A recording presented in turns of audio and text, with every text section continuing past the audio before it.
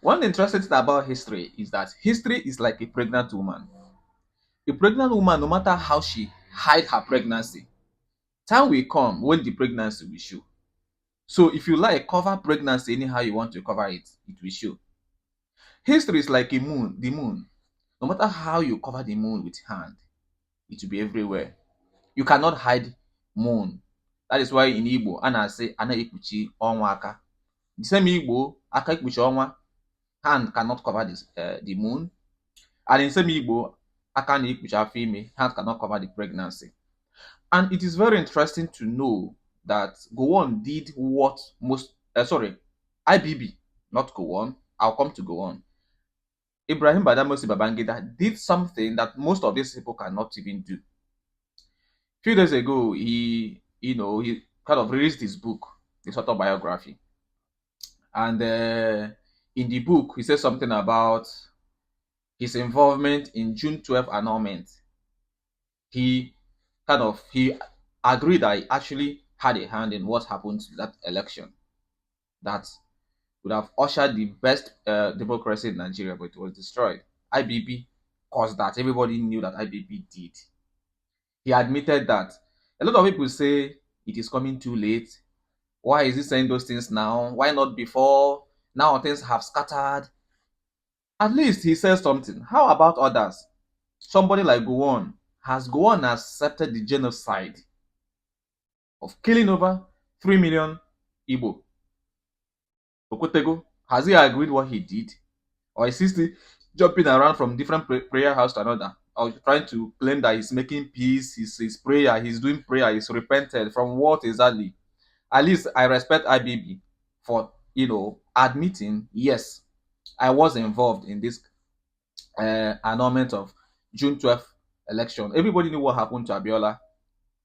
Of course, everybody knew what IBB did to Abiola in that election, but at least he accepts. How about others?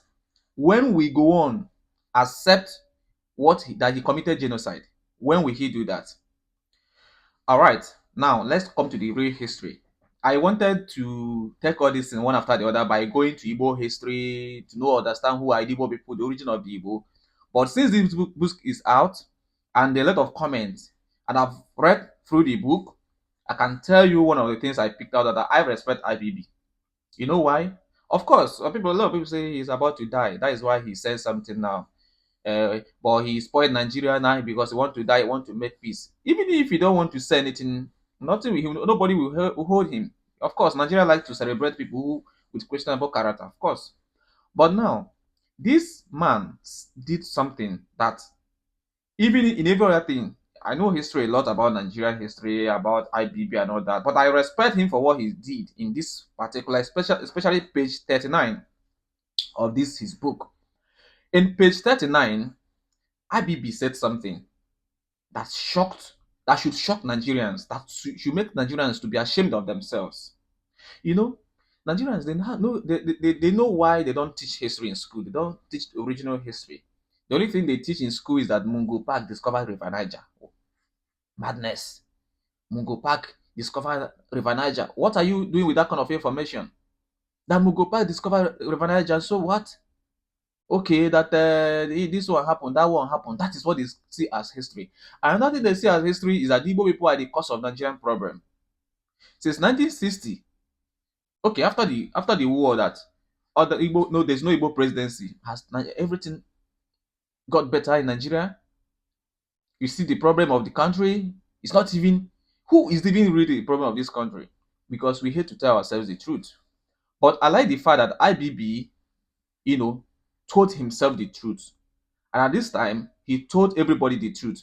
Contrary to what Obasanjo wrote in his autobiography, his memoir. I mean, I read Obasanjo's works and I could see bias from what Obasanjo was writing. He was trying to claim the hero. He was trying to, you know, form this sense of bias as okay. Now I compare what Obasanjo did, and I read, of course, my watch. Although all his about 2 books he has published, I read all.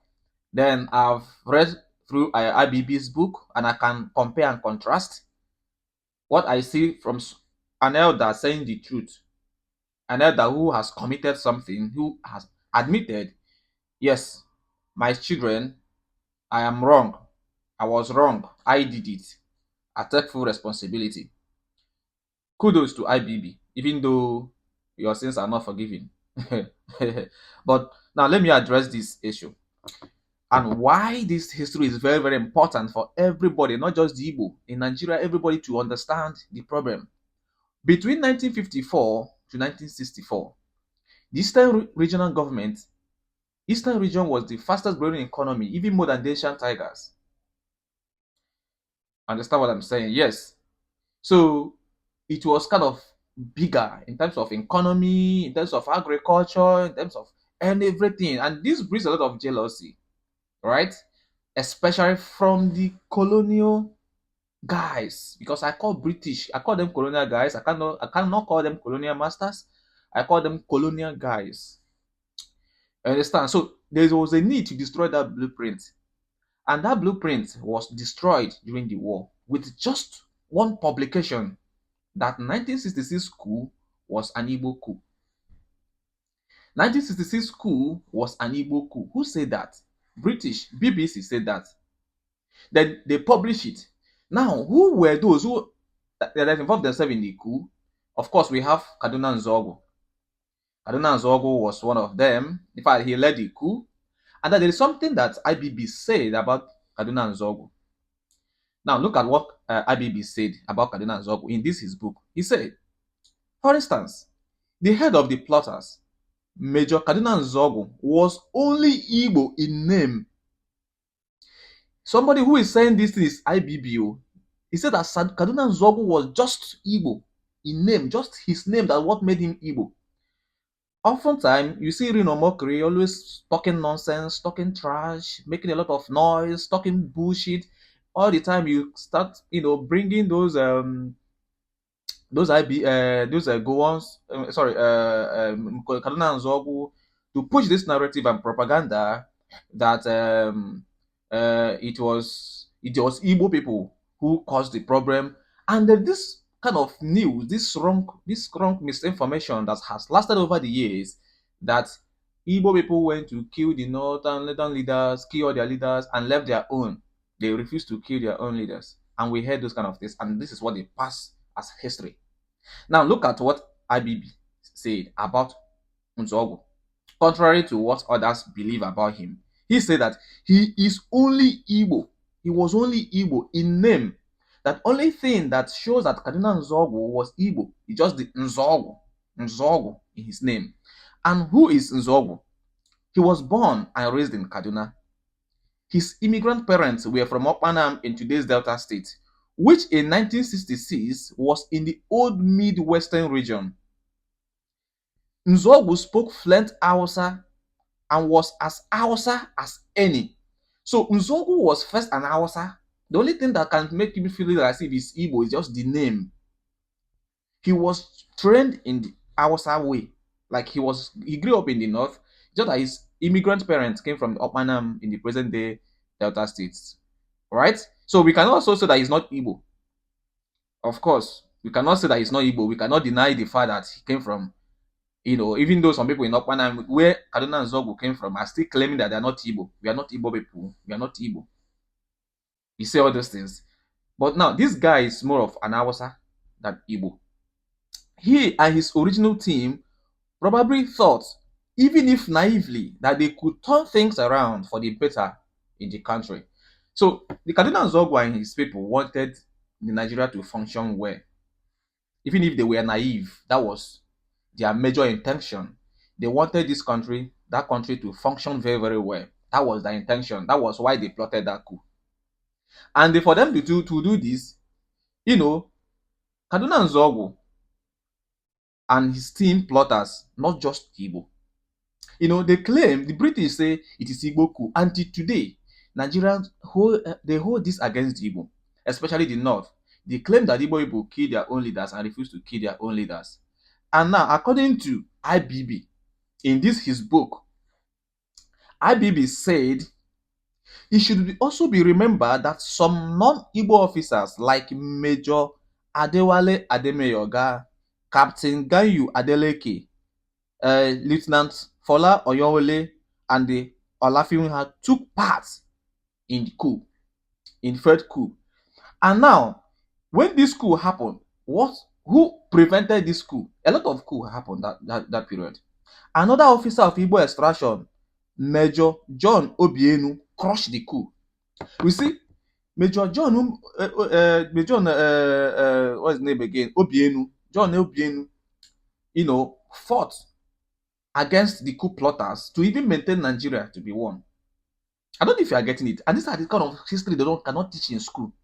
And I like the fact that IBB brought this out. I wanted to go things gradually by just discussing about the Igbo history before I go deeply into the history. But then, since this book is out and it's creating a lot of arguments, it is high time I go into this. Why I also go back to reflect about the origin of the Igbo, the gradual process of who are the Igbo identity. Because in this discussion, I'm more interested in Igbo identity and why things are the way it is. Okay, why is it that Igbo people are seen as a problem of Nigeria? Why is it that every election, the Igbo people are being used as scapegoat? It is because of this issue of 1966 coup. It is because of this coup that they always use to torment Igbo people. Every election, they must torment the Igbo people with the coup. That Igbo people were the problem of Nigeria. They killed Ahmed Bello. They killed this one. They do this one, do that. Because of this particular coup, which IPP is talking about. And who did they do this? Who did they this coup? They did this for someone. Who is this person they carry out this coup for? Who? You know the person. He was in prison because he was convicted of felony, treasonable felony. Who is that person? Chief Obafemi Awolowo. Obafemi Awolowo was in prison, and these guys felt that Awolowo could be a good leader. Now, there is something that this man said. There's something that he said. He said that he was even shocked that they could do this for a man who cares less about the Igbo, man who don't even like the Igbo people. Awolowo never liked the Igbo. Everybody, in fact, it was obvious. If you check back history of Nigeria, Awolowo never liked the Igbo. So they were even shocked. Abibi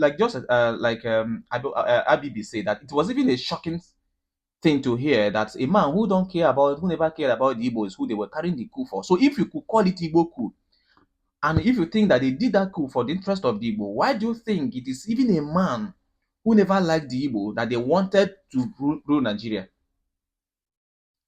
you see, you see. So IBB was kind of there's something he played a mind game there. And he said he don't want to make it like ethnic correction, right?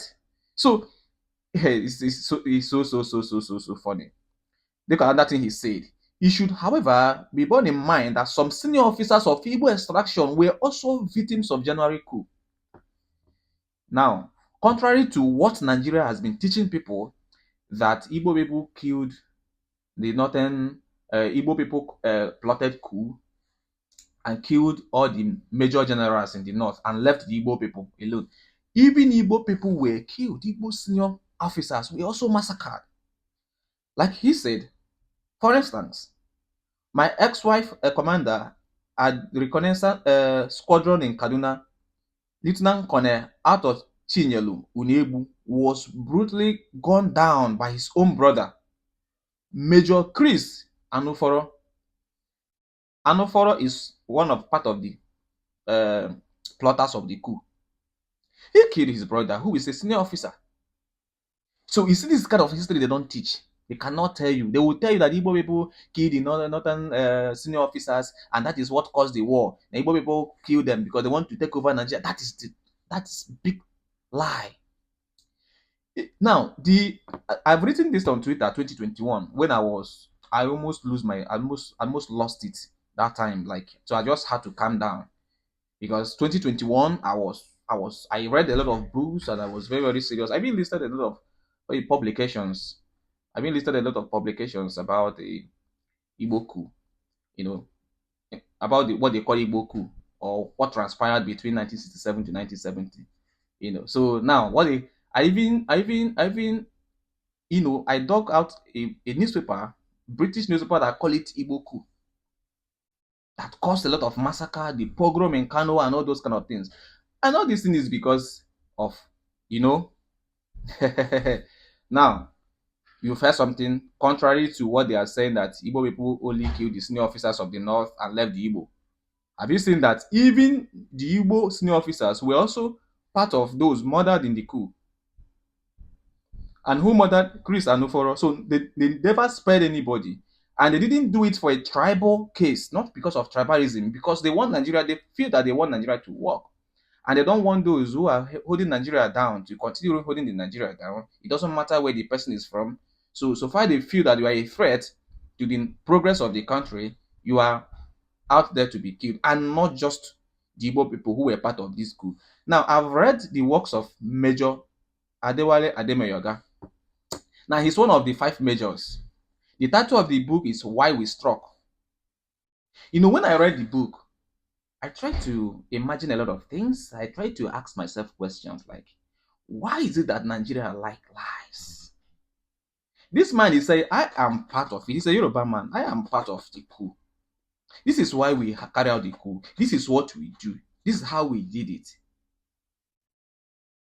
You understand? So he said it. He was part of it. And he said, I can never be Igbo coup, because this is, even the people who were heading this coup, of course, we have, some, among the five majors, we have Kaduna Nzeogwu led the coup. And they always emphasize on Kaduna Nzeogwu. And they know the truth about Kaduna Nzeogwu. And they know the focus of these guys. These guys are not, were nationalists. They want Nigeria to, not even Igbo. Then there was nothing like tribalism. They don't even know anything about tribalism or Igbo or no Igbo. And they were doing this thing because of a man called Awolowo. He was in prison because of, he was convicted of treasonable felony. And what happened when he came out? You know the rest of the history. So I'm very proud of. I know that IBB, he committed a lot. In fact, IBB contributed to why Nigeria remains the way it is. But I like the fact that he said this truth. Why he's still alive. Why he's still alive. So he said the truth. Now, at this point, how did Chris Anuforo killed his brother? In the presence of his pregnant wife at his 7 Point Road residence in Apapa, for merely being a threat to the revolution. This man was just, they see him as a threat to the revolution. They wanted a revolution in Nigeria. And he knew that this man is going to be a stumbling block for them. So he was killed. Yes. So it is not just about the coup people. They only kill this one, kill this one. They didn't see. If they see that you are a threat to what they wanted to do, they will kill you. I am not justifying, because I see what those boys did at the most stupid things. That coup that they carried out, it was just a stupid coup. But had it been that they successfully carried out the coup the way they wanted it, who knows? Maybe because they felt that they wanted to save Nigeria. Nigeria was on the blink of self-destruct. So they feel that it was an opportunity for them to save Nigeria. But look at where it landed everybody to. Now, instead of fixing the people who committed this problem, this coup, they now turn it against the people because of a preconceived anger, frustration, envy, and whatever you call it, against this particular people. And because of this incident, they always use it against the Igbo as a political propaganda, first championed by the British government, then so to the Nigerian government. So anytime there's an election, they want Igbo man to rule, Igbo people committed coup against them. Look at the truth. IBB said it now. No be so. Even the person said, well, I thought na him do himself. Na him be, even more hours than Igbo. He was born and bred in Kaduna. He was born and raised in Kaduna. His parents were, just migrated from Anam and settled in Kaduna. He spoke Hausa. In fact, everybody knew that Kaduna Nzeogwu was more of an Hausa. He never knew anything about Igbo or no Igbo. But because when you want to kill a dog, you give it a bad name, just as we always say. And the Nigerians always use this thing over the years as a propaganda against Igbo. Igbo man cannot rule because they destroy the country, they kill us, they do this. And look at how it happened. So just go read page 39 of this book by this our man. Because I see IBB. We know IBB. We know what Babangida did. We know Babangida. Who know Babangida? Babangida committed a lot. Everybody knows that. Understand? But for him to say this, for him to say this, I give it to him. I respect him. Yes, I do, because this is so personal to me. Especially when I come out and see some kind of discussion about the Igbo people in Nigerian history. Even some Igbo people believe that they killed the other people. After killing other people, they refuse to kill their own people. That is what is causing problem of the Igbo people. Who told you all these things? This propaganda. And British. And we know why British did all those things. We know who they are. Because they want to hold Nigeria down. People who fought them when they came from the Ekumeku War that lasted 30 years. It was fought in Anyoma by the Igbo people. They didn't want Britain to conquer them. So we know all those things, and they have seen an opportunity. And Igbo, okay, Nnamdi Azikiwe was the one who fought for independence, fought them, drive them out of the country. They're not the reason. Oh, he's an Igbo man. So anything that can make them destroy that blueprint, these people are going to be a threat to us. They are manufacturing everything. They are creating a lot of things. Let's just bring them down. That is what they are doing. And that is what they are doing. Doesn't mean that it has ended. They are still doing it because the policy, the political policy in Nigeria, the governmental policy in Nigeria are being sponsored by this guy. They are still they are still ruling Nigeria, and that is what I call neo-colonialism. So there's still neo-colonialism going on, colonialism by proxy. That is why they don't want, when Jonathan came, they've seen that Jonathan was going to do something very meaningful. What happened? They find a way to drive Jonathan out and put Buhari, somebody they can manipulate, somebody they can finger his head and brain. And we know all those things. So it is high time we start telling ourselves the truth. And I like the fact that IBB did this. So I give it to him. And whatever thing you have about against him, that IBB is why is he saying it now? My dear, if you are a lover of history and you understand history very well, you appreciate what IBB has done with this book he wrote. And to be fair, IBB was blunt with truth in some aspects. I will not say everything is 100% because when a hunter tells a story, he always says the story of a winner. But then what I like about him is at least he accepted some areas where he flawed, and secondly, he also admitted to tell some truth that Nigeria has fact. The truth Nigeria. Oh my God, what do I even want? What thing I want even talk, self? I'm not a serious person, but I'm a serious person. See, that truth Nigeria has been hiding over the years. They have been hiding this food, they have been hiding this truth over the years, using it to, frustrate the Igbo people, using it to, push Igbo around, insult Igbo, deny Igbo of their rights. He said it now that look, this is not Igbo cool.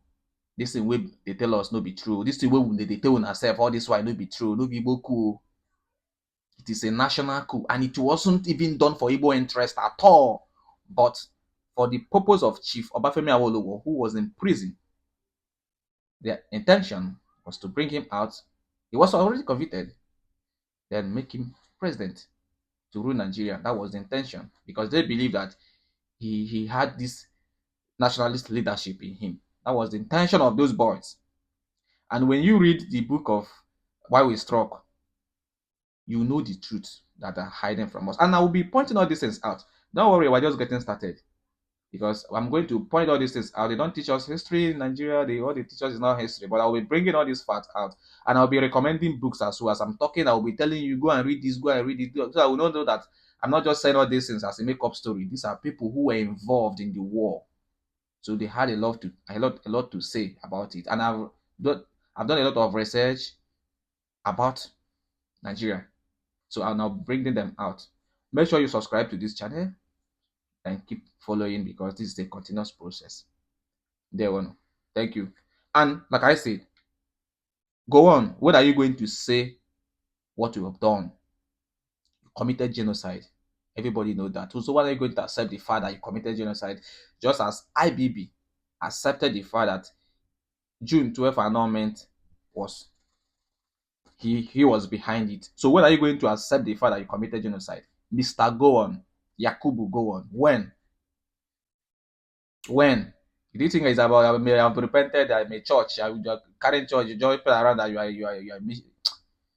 these people committed though. That is why Nigeria, if you people where they want my Nigeria, develop, you don't even know your history. You want me Nigeria to do well. How? Something that was built on. Make I no talk when I want talk now. If I talk, I'm the feed ban my YouTube channel. Make I pause.